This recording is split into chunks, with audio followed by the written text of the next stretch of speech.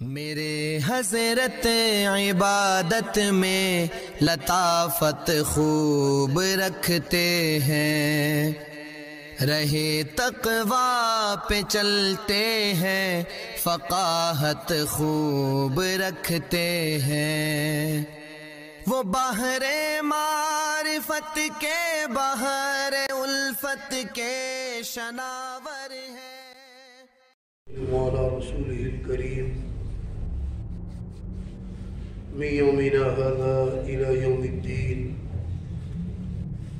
أما بعد فأعوذ بالله من الشيطان الرجيم. بسم الله الرحمن الرحيم. ما أصاب من مصيبة في الأرض ولا في أنفسكم إلا في كتاب من قبل أن نبرأها إن ذلك على الله يسير. باری تعالیٰ کا ارشاد ہے، فرمایا ما اصاب من مصیبت، نہیں پہنچتی کوئی مصیبت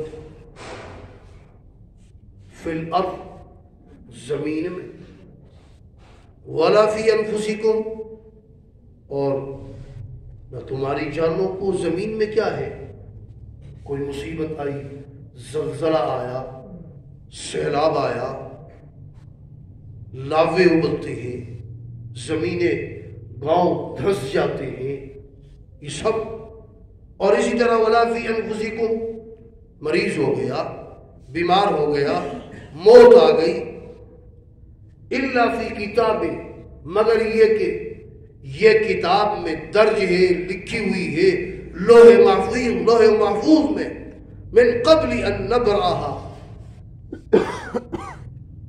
زمین پیدا کرنے سے پہلے، یہ تمہاری جانوں کے پیدا کرنے سے پہلے، اور یہ تمہارے پیدا کرنے سے پہلے جو اللہ نے لکھا ہے، ان ذالک علی اللہ یسیر، یہ اللہ پر بہت آسان ہے، مشکل نہیں ہے، مسئلہ تقدیر ہے۔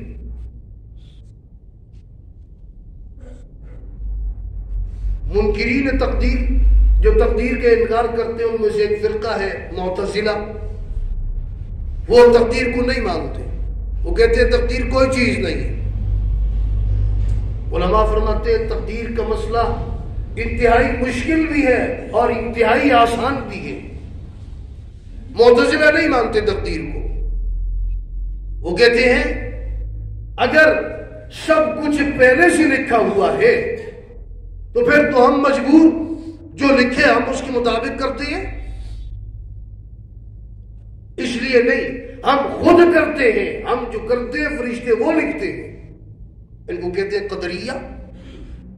ان کے مقابلے میں ایک جبریہ، وہ کہتے ہیں نہیں، ہم مجبور محض ہیں، اللہ نے جو لکھ دیا، جس کے متعلق لکھ دیا وہ نیکی کرے گا وہ نیکی کرتا ہے، جس کے متعلق لکھ دیا بدی کرتا ہے وہ بدی کرے گا۔ پھر جزا و سزا کا کیا مطلب ہے؟ وہ کہتے ہیں جزا و سزا کا مطلب یہ ہے اللہ تبارک و تعالی قہار بھی ہے، جبار بھی ہے، اللہ تبارک و تعالی وہ رحمان بھی ہے، دونوں صفتیں اپنی ظاہر کرے، اس لیے اس نے جس کو بدی کے لیے پیدا کیا وہ جہنم میں جائے گا، جس کو نیکی کے لیے پیدا کیا وہ جنت میں جائے گا۔ یہ دونوں افراد و تفرید کا شکار۔ مسلم شریف کی روایت ہے، حضرت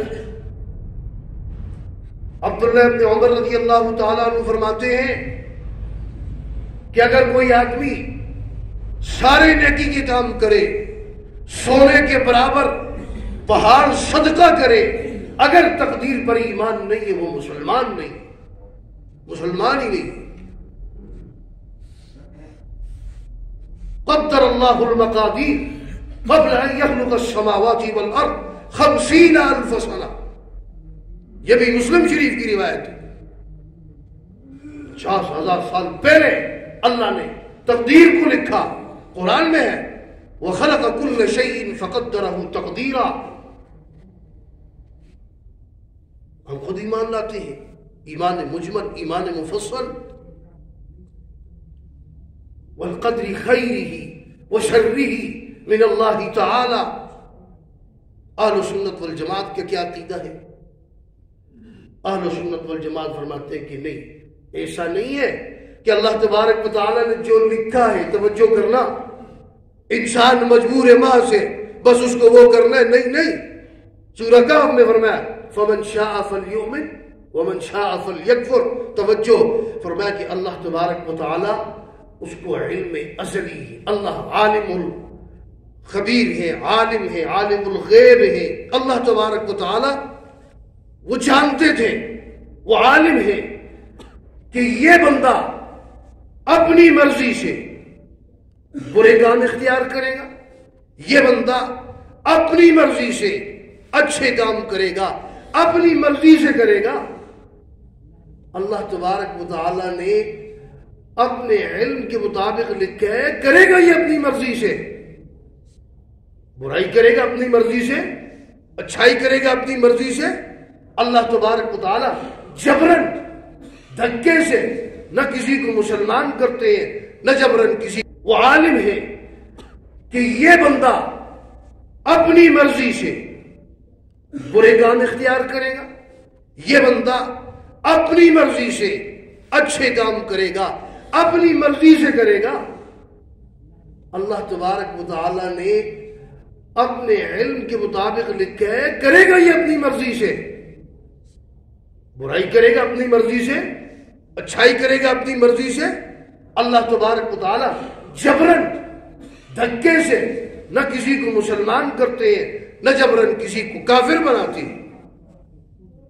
ان ذلک علی اللہ یسیر، آگے فرمایا دیکھو لکی لا تأسوا علی ما فاتکم، تاکہ کیا ہو، لکی لا تأسوا، اگر کوئی چیز فوت ہو گئی ہے، اگر تقدیر پر ایمان ہوگا تو پھر میری مقدر میں نہیں تھی، نہیں ملی، لا تأسوا علی ما فاتکم، جو فوت ہو گیا، بڑی محنت کی، کوشش کی، حاصل کرنے کی، نہیں ملی، تقدیر پر ایمان ہے۔ ولا تفرحوا، اور نہ خوش ہو جاؤ، کس پر، بما آتاکم، یہ تمہیں ملے۔ قارون کی طرح نہ کہو انما اوتیتہ علی علم، یہ علم کی وجہ سے مجھے ملا ہے۔ واللہ لا يحب كل مختال فخور، فرمایا نہیں محبت کرتے اللہ تبارک و تعالی ہر اترانے والے سے اور فخور تکبر کرنے والے سے۔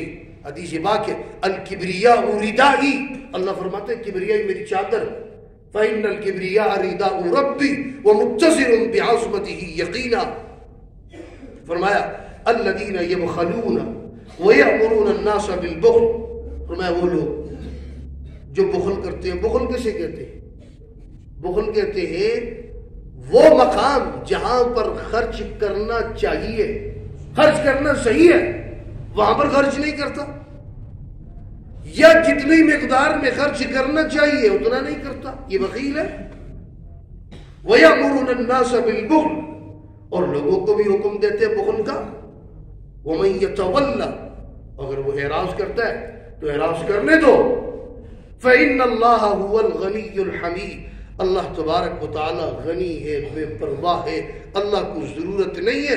دوسری جگہ اللہ تبارک و تعالی نے فرمایا یا ایھا الذین آمنوا من یرتد منکم عن دینی، مرتد ہوتے ہو جاؤ، من یرتد منکم عن دینی فسوف یأتی اللہ بقوم یحب، سے محبت کرے اللہ کو، ہمارے نمازوں کی، ہمارے رکوع کی، ہمارے سجدوں کی اللہ کو ضرورت نہیں ہے، فائدہ ہمارا ہے۔ فرمایا